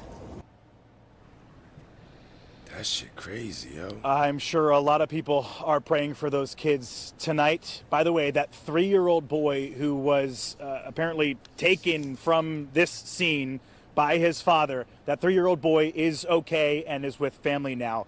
But just a horrible, horrible scene here in Glover Park. You know, like that neighbor said, we are all praying for this family. Back to you. What an ordeal, and frightening for that neighborhood indeed, too. Joseph, thanks so much. We're also learning more about the suspect in this case tonight. A search for Stefan Jeter after that shooting in Glover Park led to a chase and a crash. News 4's Jackie Benson joins us live from that scene of the crash that came to a deadly end on 30th Street and Nash Place. Jackie, what are you hearing tonight? Well, Jim, Stefan Jeter apparently shot himself as police closed in on him in his pickup truck. We have a little video to show you. Okay, it's up on the screen. You can see that crashed pickup truck. Police are looking at a timeline that says after the shooting on W Street, Jeter drove to a relative's home in Prince George's County and left his 3-year-old son with them. Officers on an unrelated call nearby spotted his truck, which was the subject of a lookout. Here's how D.C. Police Chief Jeff Carroll described what happened next. The vehicle, including the suspect, was seen out in Prince George's County by the Prince George's County Police Department. They attempted to stop that vehicle as it entered the District of Columbia. Members of the Metropolitan Police Department joined in pursuing the vehicle, and there was a vehicle crash in the area of 30th and Nash Place. At that time, the suspect in this case, Mr. Jeter, was located inside the vehicle with what appears to be a self-inflicted gunshot wound. News 4 has obtained court records that show that Stefan Jeter has an extensive criminal record. It includes domestic violence. Yo, that dumbass lady. This is Glover Park. Park. 5 years in prison with 3 years of supervised release after pleading guilty to his role in a conspiracy to buy guns in Georgia and illegally sell them on the streets of the district. And as a convicted felon, he would have been prohibited from legally owning a gun. Live in Southeast Washington, Jackie Benson, News 4. Back to you. Jackie, we thank you. And of course, we'll continue to follow this breaking story. Case of man under arrest in a deadly hit-and-run crash more than 3 years ago in Queens, which claimed the life of a 74-year-old. Oh, a motherfucker's finally getting arrested from hitting a motherfucker from 2022. Delivery worker and grandfather. It was on August 14th, 2022. A speeding driver hit and killed B-Tron in Ridgewood while he was crossing the street to make his final delivery of the night. The suspected driver fled the country and was just extradited from Germany, where he spent 3 years locked up on theft charges and today faces a judge in Queens. Word. News reporter Shantae Lands is live in Kew Gardens with the very latest. Shantae. Well, as that suspect is now in his arraignment, it just started. He's right before that judge as we speak.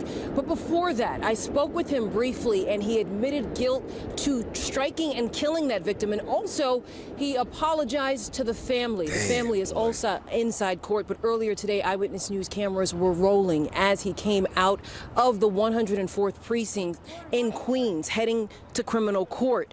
The Romanian resident faces a slew of charges, including manslaughter, criminally negligent homicide, assault, recklessly causing serious injury, arson, leaving the scene of an accident resulting in death, tampering with physical evidence, and reckless driving. Police say he killed a 74-year-old grandfather named B. Tran. Tran was working as a food delivery worker on August 14th back in 2022 in Ridgewood, Queens, crossing Myrtle Avenue when he was struck and killed. Police say Florence Stoian was behind the wheel and speeding when that happened. Detectives say he later set his BMW on fire before fleeing the country to Europe, where he was later arrested there and imprisoned for theft. He spent 3 years in Germany, and Liz, like you mentioned, police were waiting to extradite him and bring him back here. I asked him why he did it, if he did it, and his response to the family.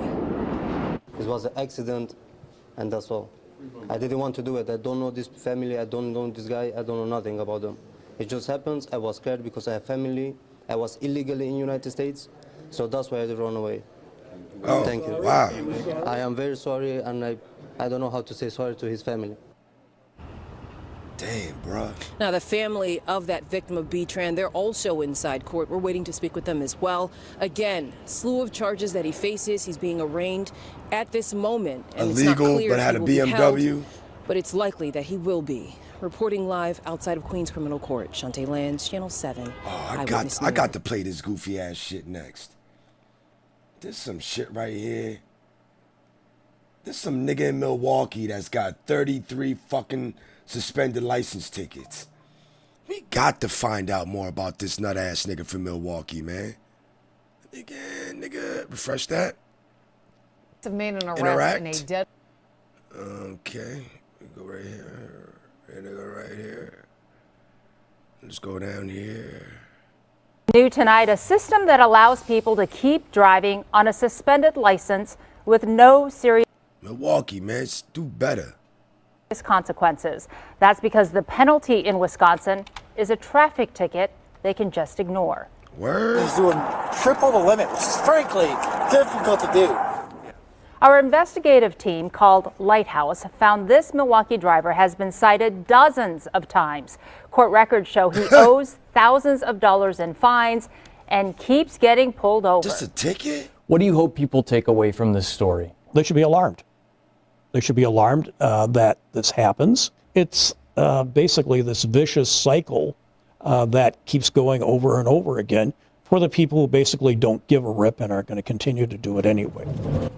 Ben Jordan shares why some believe this case highlights how chronic offenders continue endangering others on the roads.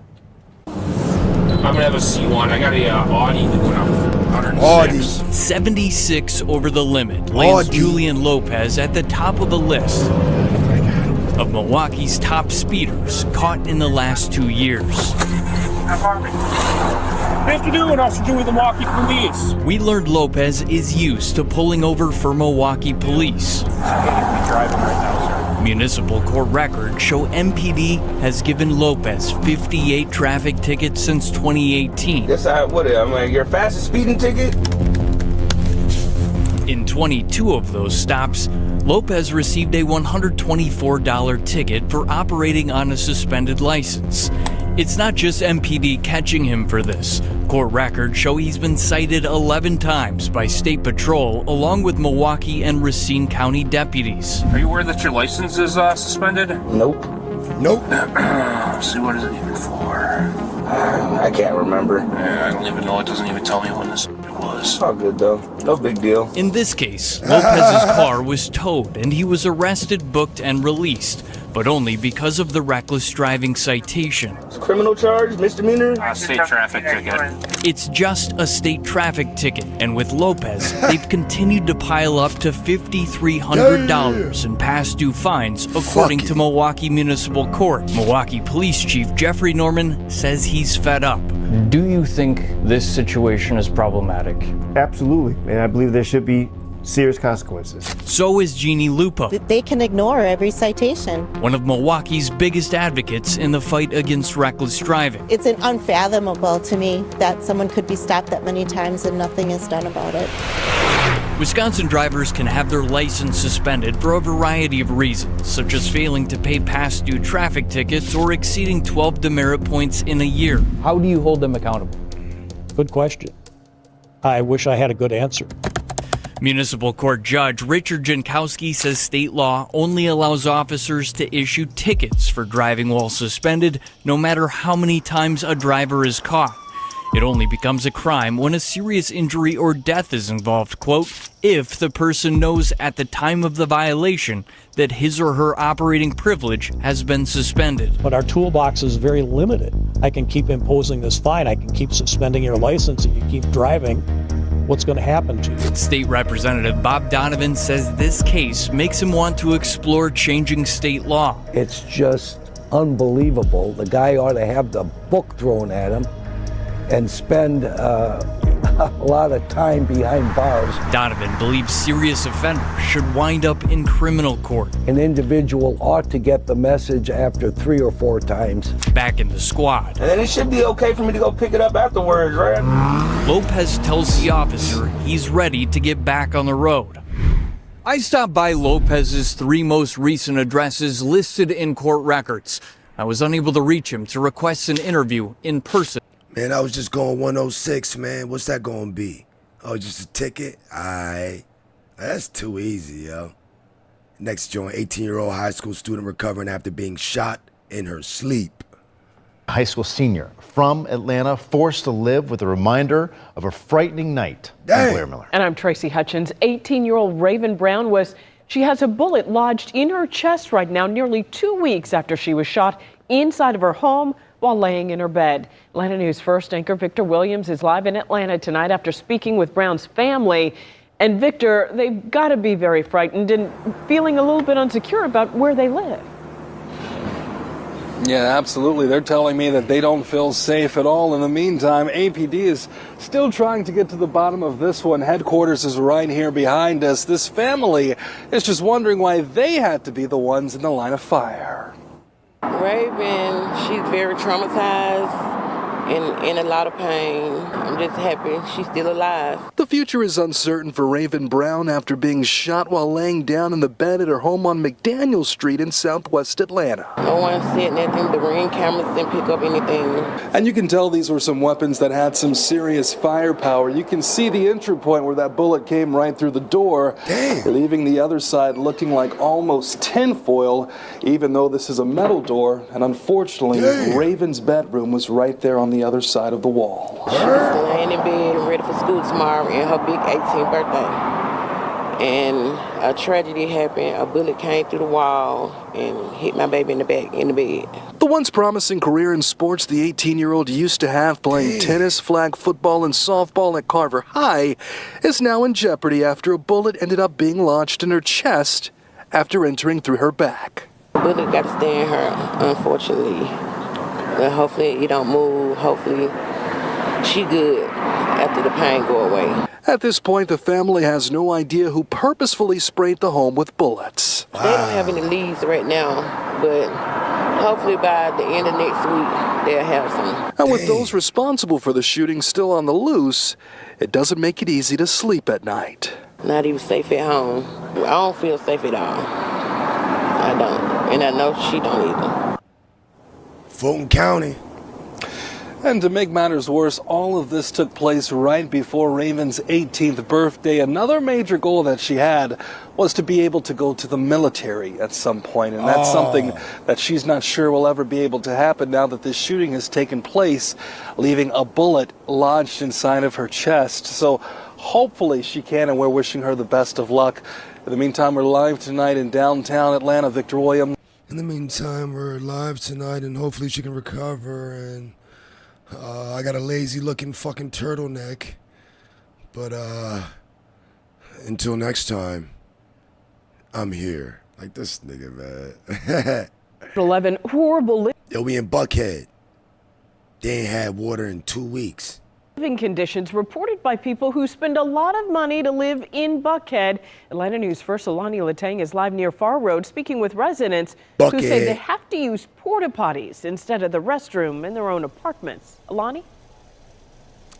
And imagine going out there when it's cold out in the middle of the night using that. Some residents are saying they're not using it at night. They're trying to find other ways, but they're using words like embarrassing, degrading. These are the words that they're describing about their living conditions inside. And they also say they're frustrated because they can't get a straight answer on a timeline or what is causing these issues. I just don't think it's fair. Residents at 55 Far Apartments in Buckhead are Not in the stretching into the Buckhead. second week. I think Buckhead is the rich niggas, Bankhead is the bum niggas, I don't know. But I guess Buckhead is getting Bankhead treatment. Without water in their units. I can't wash, I can't do nothing. I can't even flush my toilet. Lalita Swopes moved into this apartment 2 years ago after experiencing homelessness on and off for 10 years. Maybe I got it fucked up. Maybe Bankhead has got the money. I don't know, man. Somebody put that shit in the chat. It took me a long time to get to this point. I'm trying to get my life together. And I thought I was on a good path. Bankhead is the hood, all right. Right now, I don't feel like that. Lalita says she had to cancel a job interview because she hadn't showered in several days. I wanted to look and feel good about myself and get the job, and I want that employer to feel the same way once they meet me. That ain't gonna happen. Resident Nicole Brown, an Army veteran with 8 years of service, is also without water. She shares these emails from the leasing office with us. For more than a week, they write plumbers will be on site, but residents say, I ain't saying none of that. No plumbers out here. Emails stating they are coordinating with the city. Paid $2,100 to live here, but have to Word? go somewhere else to get your basic needs. How does that feel? Stress. You niggas is in Atlanta, Buckhead, paying $2,100 a month? Yo, times is changing. You niggas gonna start moving up north soon. That's gonna be sick. When I'm older and on my way out, I'll be laughing like, yo, you niggas is moving up north? And then you niggas gonna move back down south, man. Y'all gonna figure it out, though. Stressful. It's frustrating. It's frustrating. It's disgusting. Saddening. It's disheartening, especially when I was trying to be proactive about it. Nicole called City of Atlanta code enforcement saying they've come twice, leaving behind notices in her apartment plus the leasing office. Nicole says the complex is still demanding February's rent with late fees. It's draining. It's draining, and it makes you feel lower than low. Like I never thought that I would be here. She can't even do her fucking hair. She's like, yo, shit's so bad, I'ma throw these gorilla arms on my head. Like, I don't even know what that is. It's like a hat with gorilla arms. Like, I don't know what to say. Shit bad in Buckhead, man. It's bad in Buckhead, man. Here in 2026. Residents say they've been offered 2 gallons of water total since the start of no water, plus porta potties out back for their use. Wow. You got your own place. You got your own apartment. Porta potties? Why should I have to use a porta potty? Why should I have to? I've never seen white people have a nice complex and have to use porta potties, bro. That's crazy. Inconvenience myself to walk downstairs. Stop smiling, nigga. Go outside to use a porta potty. That's ludicrous. 55 Far Apart. Man, that's ludicrous, man. Is managed by Arcan Capital. Their lawyer tells Atlanta News First each unit is owned by an individual or a company. Arcan says they don't have the authority of fixing issues in units or the property. That's the unit? That shit look $2,100 a month? Man, y'all motherfuckers in the South, man. Damn. At large. In a statement, Arcan writes, "We understand how difficult this has been for all affected tenants. While outside of our control, we are assisting management and can confirm every effort is being made to remedy the issue." Niggas gonna get a free month rent. It's only right. It's only right they get a free month. Or they might have justification and, I don't know, break lease. Oh, how grateful and how blessed you are with the little small things until you don't have it. I'm sorry.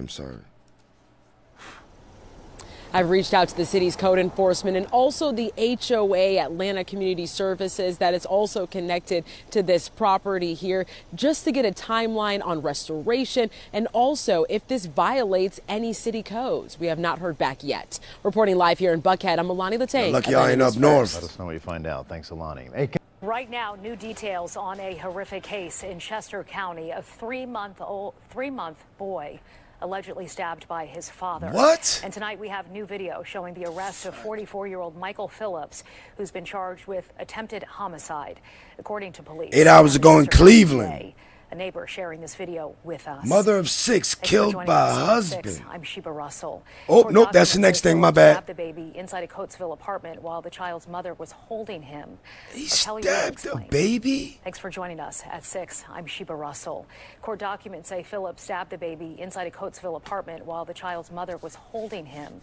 Our Kelly Rule explains. Yo, that's crazy. The baby was flown to CHOP and is in the ICU, but in stable but critical condition. Now, during his arraignment today, Phillips had nothing to say and was denied bail. We did learn from My sister was born at CHOP, Children's Hospital of Philadelphia, if you didn't know.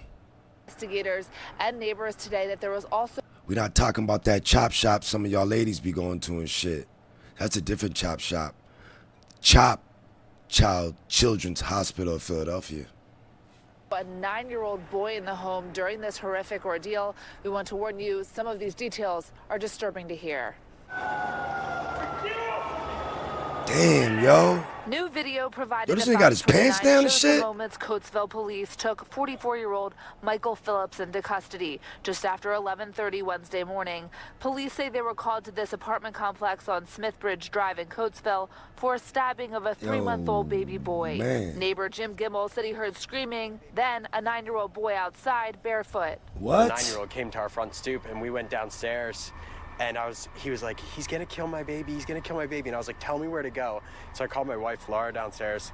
She took him upstairs. Court documents say the 9-year-old boy was instructed by his mom to run for help. Moments earlier, inside their apartment, documents say the mother told police she was in the bedroom with the infant when Phillips stared at her blankly and started making comments about having to sacrifice the baby. Then came at her and tried stabbing the baby multiple times, but only stabbed him once. Documents say she ran out of the building with the baby and her 9-year-old son, and Phillips ripped the baby out of her arms and threw him in the snow. Word? So I ran down here and I saw right as the police were tackling the dad and grabbing the baby and running. Yo, he off that meth. Terrible. I mean, I've got 2 sons and a daughter, so yeah, about the same age.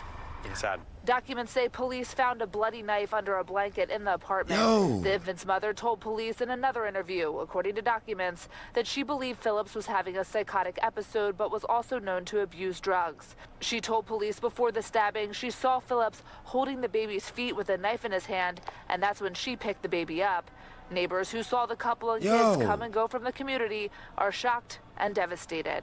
I'm telling you, it's so scary. Like yesterday, we had to literally put a chair behind the door because you never know who you live with. A chair? In a statement, the Chester County District Attorney said, quote, yesterday, Coatesville police and local EMS heroically worked to give this infant a chance to survive. Our thoughts go to the family during this incredibly difficult time.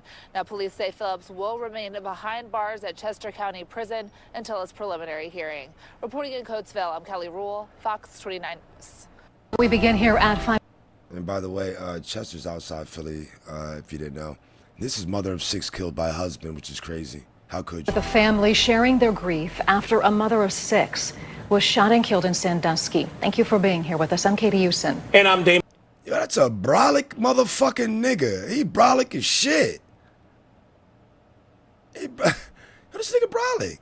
Katie Houston. And I'm Damon Maloney. This happened last Wednesday, and tonight the woman's husband faces charges. Damon Maloney spoke with the family about their loss and how they're hoping to move forward. Damon Maloney. Oh, I got too many jokes. To know my sister was to love my sister. My sister, she was amazing. Anita Perry shares the Yo, we in Cleveland, man. The land. Good memories of her sister, Rolanda Perry Watkins. Her mother skills, top of the charts. Everything that she did was for her kids. It's what she holds on to in order to keep going after losing her little sister just last week. I'm still in disbelief, I'm shocked. I really don't know how I'm feeling. I'm just one day at a time. On February 4th, Perry received a call from her niece that her sister had just been shot inside of their home. By the time she made it to Sandusky, Rolanda was pronounced dead, and the alleged shooter was the victim's husband. We knew she was going through marital problems, but not to this extent. According to Sandusky police, they were called to this home on Sycamore Street. Sounds like the shooter's barricaded in this residence, where they found Rolanda, who had been shot 3 times. The suspect, Jerry Watkins III, barricaded himself on the 2nd floor and was armed with a knife. After a brief standoff, Watkins was taken into custody and charged with murder. I ain't never think that he would do that to my sister. Like, I ain't gonna lie, like, I have talked to him, I have talked to her, you feel me? Like, that, I ain't never, ever, like, nah, not that. Have you spoken to him since? No, I wanted to, I tried to. I actually seen him there, and I said a few things, but my main focus was getting my niece. Rolanda had 6 daughters, whom she deeply loved, and the family has stepped in to make sure the girls are taken care of. I got her, you know what I'm saying? I got them babies like that. I feel like I owe that to my sister, you feel me? And I'm gonna make sure those babies is raised the way she was raising them. Eventually, Perry says she wants to have a conversation with Watkins. I want to know why, you feel me? Like, how could you? But for now, her family is focusing on the kids and honoring Rolanda. They held a balloon release in her honor. Passing of Snooki has brought this family together. What are you gonna miss the most about your sister? I just don't miss my sister overall, man, and miss watching her be a mama, you know? I'm gonna miss that. Harry says she is grateful for how the community has stepped up. Now that she has taken her nieces in, she has shared different ways people could donate. You can find a link on news5cleveland.com. Maya Lockett, News 5. Well, the man responsible for helping bury and conceal the body of a murdered 5-year-old girl in Syracuse will spend the next 14 years behind bars. I hear that, Carice right? Parks was sentenced today after several outbursts at the judge, the prosecution, and police. Inside an Onondaga County courtroom, Judge Matthew Doran spoke about choices and the one Carice Parks made in January of 2024, which will put him in prison for more than a decade. Your choices, when you had the opportunity, and you could have made it somewhat better for so many people, and for her memory, and you took completely the opposite, and you made it far, far worse. I'm getting threatened inside the... I'm not arguing with you. You had the right to speak, and you certainly spoke, Mr. Parks. Parks pled guilty to charges of weapons possession and helping bury the body of 5-year-old Nefertiti Harris, a crime he apologized for in a prepared statement. I wish everyone would have got help, especially Nefertiti. I should in no way, shape, or form be involved in this incident. I'm sorry. Today is the first time I've heard the words "I'm sorry" from you. I've been trying to say that. I've been trying to talk, but it's like I was being stopped talk. I've been trying to talk. I've been trying to talk the whole time, and every time I write letters or something, they get shut down. Parks is the first to be sentenced in the death of Nefertiti Harris. Her mother, Latasha Mott, admitted to beating the 5-year-old to death with a belt in the shower at their apartment as a form of punishment. After 5 days, she and Parks buried Nefertiti in a shallow grave in the woods off Salt Springs Road. Mott is scheduled to be sentenced February. Yo, the mom beat the fucking kid in the shower with a belt. Then they bodied him. They fucking buried the motherfucker. Man, you can't do it. You can't make this shit up, man. 11th. That's crazy. Beating the shit out of, like, daughters, though? The scope of your actions is almost incomprehensible. The severity, the brutality of your actions. After several outbursts, Parks was sentenced. We're not done, Mr. Parks. Deputy, we're not done, Mr. Parks. We're going to complete. I'm not rough. I know I had nothing to do with that. Y'all still killing stuff on me. 14 years for criminal possession of a weapon, 2 to 4 years for concealing a human corpse and hindering prosecution. Y'all all in cahoots. You're entitled to your opinion, Mr. Parks, but I believe some measure of justice is going to be achieved. Yes. Yes. Nefertiti's mother, Latasha Mott, faces a sentence of 23 to life in prison. As part of her guilty plea, she's also forbidden from appealing her sentence. She'll be in court tomorrow. We'll take a look out. New tonight, a system that allows people to keep driving on a suspended. We already did that. Next. Kind of an Action News nah. exclusive here tonight. Man, I had something else, or was that it?